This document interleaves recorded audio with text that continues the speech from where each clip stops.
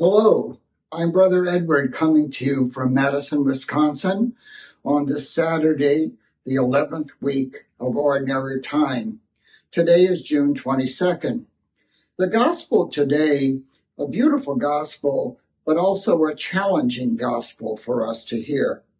Because Jesus begins the gospel by challenging us to love God and not mammon. And this challenge he gives us has a few dimensions that are important to remember. First of all, when Jesus speaks about mammon versus God, he's not talking about the material order as something evil. The very first chapter of the Bible in Genesis 1 tells us that all of creation is good.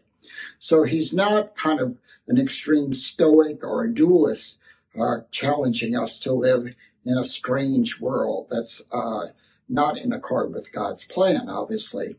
But he goes on and tells us that we should not be anxious about today's material needs. What Jesus is driving us towards is a healthy relationship to the material order in relationship to God that is devoid of attachments in an excessive way. So he goes on and tells us, why are you worrying? Look at the birds of the field and the flowers and so forth, and how God takes care of them. For those of us who do take care of material needs, as I have done very often in my religious community, we know that friars and families don't live on air. We need funds to go to the grocery store and to pay the gas bill and the light bill and fill up the tank of the car if we have a car. So these are real things, and we do that through our labor for the most part.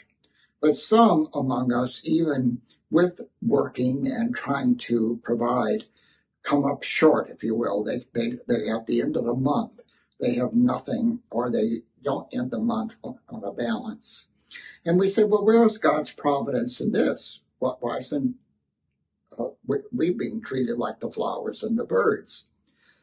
The answer is not in God, but it's within the life of the Christian community, the church. Because we are God's heart and we are God's hands in the world.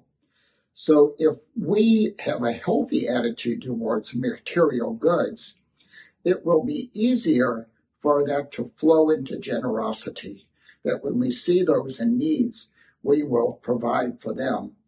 So today, I would say, love God, not mammon, but be sure to make sure you have the things you need and also possibly some things that you can share.